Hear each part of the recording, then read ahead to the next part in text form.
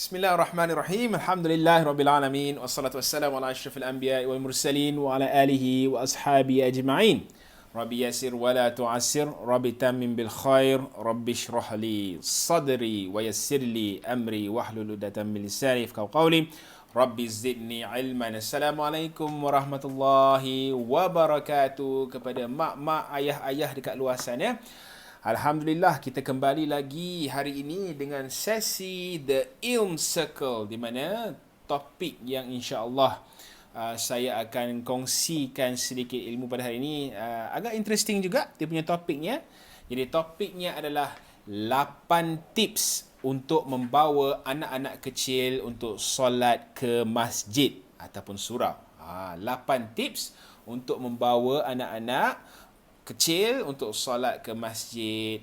Jadi saya akan kongsikan sedikit tips macam mana kita nak menyediakan anak-anak kita, kita nak readykan dia orang, kita nak bawa dia orang tanpa kita merasa gementar ataupun takut anak-anak ni untuk bawa dia orang ke masjid lah. Okey, ini adalah beberapa tips yang saya akan kongsikan di mana saya sendiri dan isteri juga telah implementkan, telah buat ke atas anak-anak kami, dan alhamdulillah semua ini tips-tips yang kami dah buat dan alhamdulillah berkesan. InsyaAllah saya akan kongsikan sedikit ilmu ini. Jadi tuan-tuan dan puan-puan, mak-mak, ayah-ayah kat luar sana bolehlah boleh implement kepada anak masing-masing insyaAllah. Okey, apa tips yang pertama? Okey, tips yang pertama, mak-mak, ayah-ayah di rumah, pastikan anda solat di hadapan anak-anak anda. Itu sangat penting. Nombor satu apa? Solat di depan anak-anak anda. Okey, anak-anak ni, budak-budak kecil ni, apa yang berlaku ialah mereka belajar, they learn by observation. Kita kecek English sikit. They learn by observation. Dia tengok, they learn from observation. Dia belajar melalui pemerhatian dia orang. Jadi, kita solat di hadapan mereka, pastikan kita biasakan mereka dengan pergerakan-pergerakan solat, dan kita biasakan mereka dengan perbuatan solat tersebut. So, kita tak nak solat ni sesuatu yang foreign, sesuatu yang asing buat diri mereka. Biasakan mereka dengan solat ini, bagi mereka observe, pastikan anda solat di hadapan mereka. Mak-mak pakai telekung dan sebagainya, buat depan anak-anak. So macam kita tengok anak-anak kecil ni, mungkin ramai dah buat pun perkara ini, mereka solat di hadapan anak-anak. Jadi apa yang berlaku, perasan tak anak-anak ni, dia akan ikut kita. Bila dia tengok kita banyak-banyak, dia akan ikut kita, dan benda yang perkara yang orang kata apa, sering mereka buat, yang memang mereka pasti buat adalah apa? Mereka sujud. Itu perkara favorite yang mereka buat untuk mereka buat lah. Mereka banyak akan sujud lah anak-anak kecil biasanya. Okey, solat depan anak-anak. Jangan solat sorang-sorang, jangan menyorok dalam bilik ke apa, jangan cakap jangan kacau mak lah, duduk kat luar mak nak solat ni. Jangan buat macam tu. Bagi dia orang solat, bagi dia orang tengok kita solat, dan kalau dia orang boleh bersama kita solat pun tidak ada masalah.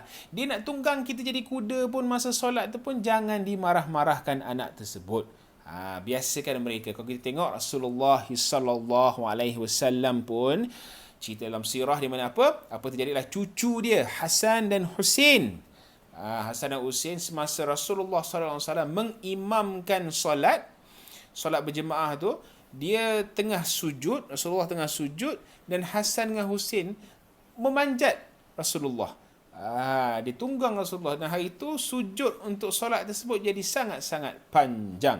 Jadi Rasulullah marah tak? Rasulullah tak marah. Rasulullah berhenti tak solat? Rasulullah tak berhenti pun solat. So Rasulullah raikan anak-anak kecil tu. Sebab fitrah mereka untuk bermain. Okay? Jadi solat depan anak, biasakan mereka dengan perbuatan solat, pergerakan solat. Jangan jadikan solat itu sesuatu yang asing buat diri mereka. Itu nombor satu. Nombor dua pula, tips nombor dua, biarlah anak kita nampak kita semasa kita mengambil wudu. Ambil wuduk tu, buka toilet luas-luas. Buka toilet luas-luas, pastikan dia nampak kita basuh tangan kita. Kita basuh hingga ke basuh hingga ke siku, basuh muka, rambut, kaki dan sebagainya. Pastikan ritual tu anak-anak kita lihat. Dan dia akan tanya, biasanya tanya, dia kata, Daddy, Mami buat apa tu? Jawab dengan dia, Daddy dengan Mami tengah buat apa? Tengah ambil wuduk. Lama-lama dia akan tengok, dia akan observe, dan insya-Allah bila dia mandi nanti, dia akan secara automatiknya dia pun akan terikut-ikut dengan perbuatan tu. Dia pun akan bersama-sama mengambil wuduk, walaupun tak ikut dia punya steps, dia tak ikut tertib dia, tapi dia akan ikut juga cara mengambil wuduk kita. Walaupun dia sampai ke dia keluar bilik air pun dia basah habis keluar, tak apa, kita raikan insya-Allah. Kita nak tunjukkan dia. So dan kita kena cakap lah, kita kena explain, sentiasa terangkan kat dia, ambil wuduk ni untuk apa dia buat dan sebagainya. Dan sebelum kita solat, kita kena ada wuduk, dan ini apa kita akan buat. Okay, itu tip nombor 2. Nombor 1 dia apa? Solat di hadapan anak-anak. Nombor 2, biar anak-anak nampak kita mengambil wuduk. Okay, tips yang ketiga. Tip yang ketiga adalah, ibu-ibu dan ayah-ayah sediakan satu sejadah khas untuk anak masing-masing. Kalau boleh, perasan tak, biasa kita tengok ada sejadah yang kecil tu, yang 4 segi yang kecil tu. Okey, beli satu, berapa ringgit sangat pun. Kalau beli kat Lazada ke Shopee, dalam berapa? 2-3 ringgit ke 5 ringgit pun dapat, insyaAllah. So, belikan satu sejadah khas untuk anak-anak, jadikan itu khas untuk dia. Jadikan dia khas untuk dia. Jadi bila masa kita nak ajak dia solat bersama-sama, minta dia pergi ambil, cari sejadah tu dan solat bersama-sama dengan kita. Alright. Lepas tu bila kita nak bawa dia, bila kita dah bersedia untuk bawa dia ke masjid, ke surau dan sebagainya, kita bawakan sekali sejadah tu bersama dengan anak-anak kita, dan pastikan kita explain dengan kita hamparkan sejarah tu di hadapan tempat sujud anak-anak tu. Dan mungkin ini pun ada, kita boleh jadikan dia sebagai satu tool, satu alat di mana itu sebagai sempadan untuk anak-anak.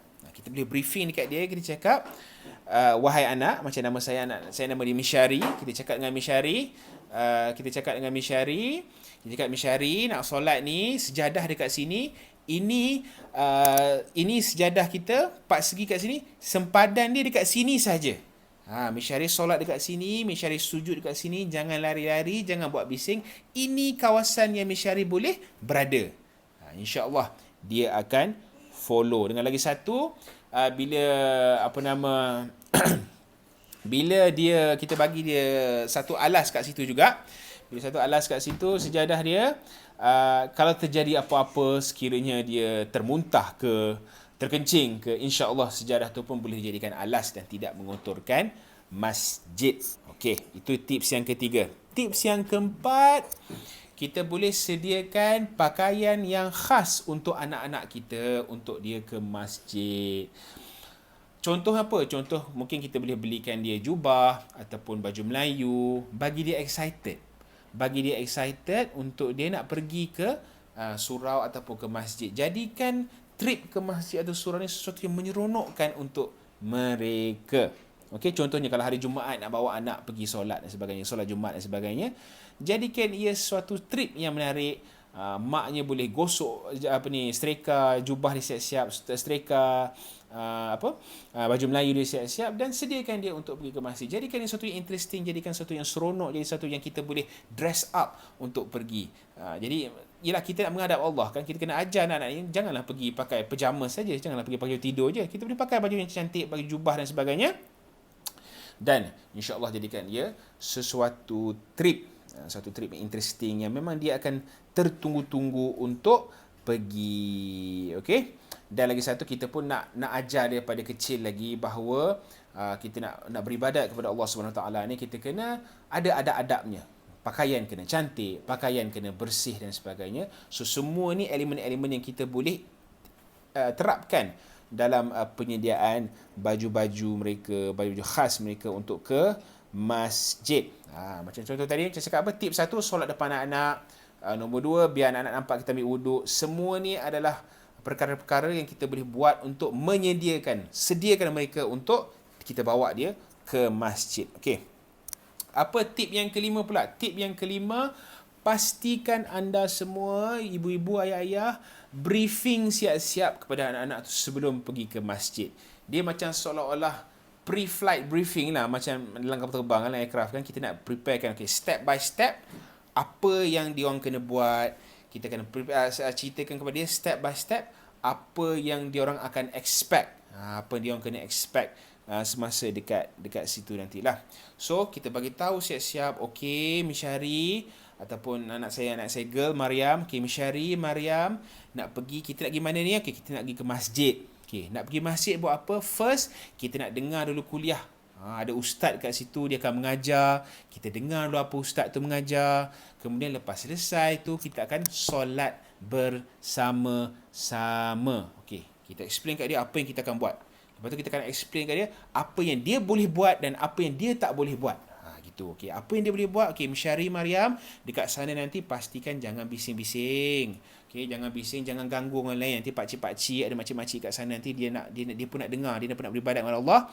Jadi jangan bising-bising, jangan lari-lari. Duduk dengan daddy, duduk dengan mami, dan kita akan buat apa? Kita akan dengar ustaz tu mengajar dan kita akan solat bersama-sama insya-Allah.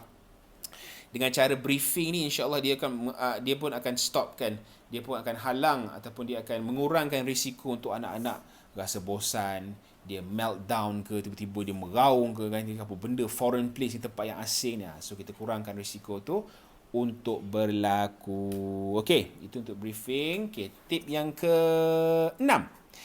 Tip yang ke-6, masukkan duit ke dalam poket anak-anak. Berikan mereka duit bukan sebagai upah, tapi berikan mereka duit dan bagi mereka satu task, satu kerja, satu tugasan.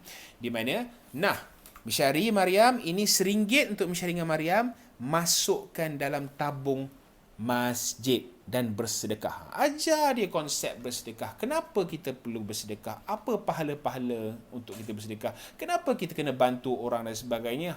Bagi dia, bagi RM1 pun dah cukup. Bagi dia duit RM1 itu, cakap Mishari, Mariam, ini duit. Masukkan duit ini ke dalam tabung masjid dan bersedekah. Ceritakan kat dia orang semua berkenaan bersedekah dan pastikan mereka buat. Dia akan ikut mak ayah dia kan, pastikan mak ayah dia follow through dan bersedekahlah ke dalam tabung masjid. Jadikan itu satu tugasan di mana insya-Allah dia akan terterap nilai-nilai untuk bersedekahnya dan juga dia rasa excited sebab dia rasa macam dia nak pergi tu, dia nak buat something. Walaupun benda tu simple, tapi percayalah insya-Allah dia akan rasa excited untuk buat perkara tersebut. Dan pastikan kita ingatkan anak-anak ni bila kita bersedekah, harta kita tak berkurang 1 sen pun. Segala benda yang kita infakkan, insya-Allah Allah akan melipat gandakan, akan beri pulangan kepada kita sama ada di dunia ataupun di akhirat. So anak-anak, kita bagi tahu ya, janganlah sekali-kali kita takut wang kita akan berkurangan bila kita bersedekah. Okey. Tips yang ke-7 ialah tips yang bernama How was your day? How was your day tu maksud apa? Bagaimana hari anda? Jadi bila dia selesai pergi ke masjid, selesai dengan kuliah agama, selesai solat berjemaah, balik ke rumah, ibu ataupun ayah, mungkin ibu kat rumah ke apa kan, sambut mereka di pintu, di muka pintu rumah tu dan tanya dia, how was your day? Macam mana masjid? Best tak? Buat apa kat masjid? Have a conversation with your child. Adakan satu perbualan dengan anak-anak, tanya mereka macam mana trip mereka, best tak pergi masjid? Buat apa hari ni? Rasa apa? Jumpa siapa? Nampak apa? Belajar apa? Bagi mereka bercerita, kerana anak-anak suka bercerita. Jadi anda pun buka telinga anda dan dengarlah mereka bercerita dan tanyakan mereka bagaimana perasaan mereka lepas mereka balik pada masjid itu. Kerana apa? Bila anda beri mereka peluang untuk mengekspreskan diri mereka ataupun meluahkan perasaan mereka, insya-Allah dia akan memberi satu reassurance untuk behavior dan juga confidence level mereka, dan mereka akan rasa, wah, ini sesuatu yang betul apa yang aku buat ni, ini sesuatu yang seronok apa yang aku buat ni. Jadi insya-Allah kita bagi dia positive reinforcement, positive encouragement, kita congratulate dia, berikan mereka tahniah kerana berjaya hari ni pergi ke masjid, solat jemaah tanpa membuat apa-apa bising dan sebagainya. So pastikanlah puji anak-anak sikit, tanya khabar dia dan sebagainya. Okey, dan cakaplah pergi solat jemaah yang banyak ni, insya-Allah nanti Allah akan masukkan dalam syurga. Cerita benda ni basic-basic lah, insya-Allah. Bagi mereka some encouragement. Alright, itu yang ke-7. Yang ke-8, tips yang ke-8, yang terakhir ialah doa daripada surah Ibrahim. Surah Ibrahim ayat 40. Saya rasa ramai ibu-ibu ayah-ayah dekat luar sana dah maklum pun berkenaan doa ini. Tapi saya ingatkan sekali lagi lah, doa ini, doa surah Ibrahim ayat 40, kita boleh sentiasa membaca hari-hari. Nak baca, nak masukkan sebagai doa selepas solat pun boleh. Nak baca saja-saja pun boleh. Apakah doa tersebut? Doa daripada surah Ibrahim ayat 40. Rabbiji'alni muqimas salah wa min dhurriyyati Rabbana wa taqabbal du'a. Okay, macam mana doa dia? Rabbiji'alni muqimas salah wa min dhurriyyati Rabbana wa taqabbal du'a. Sekali lagi saya ulang, surah Ibrahim ayat 40. Rabbiji'alni muqimas salah wa min dhurriyyati Rabbana wa taqabbal du'a. Maksudnya apa? Wahai Tuhanku, jadikanlah aku orang yang mendirikan sembahyang dan demikianlah juga zuriat keturunanku. Wahai Tuhan kami, perkenankanlah doa permohonanku ini. Alright? Okey, setakat itu saja 8 tip yang saya kongsikan pada hari ini. Apa? Kita recap balik. Tip nombor 1, solat di hadapan anak-anak. Nombor 2, biar anak nampak kita mengambil wuduk. Nombor 3, sediakan sejadah khas untuk anak. Nombor 4, sediakan pakaian khas untuk anak. Nombor 5, briefing sebelum ke masjid. Nombor 6, beri mereka task, berikan duit, masukkan duit dalam poket anak-anak untuk mereka bersedekah ke masjid. Nombor 7, how was your day? Tanya khabar mereka. Dan nombor 8, amalkan doa surah Ibrahim ayat 40. Jadi insya-Allah semoga sedikit sebanyak perkongsian ilmu saya pada hari ini dapat membantu anak-anak semua, membantu ibu ayah untuk menyediakan anak-anak untuk bawa mereka ke masjid nanti insya-Allah.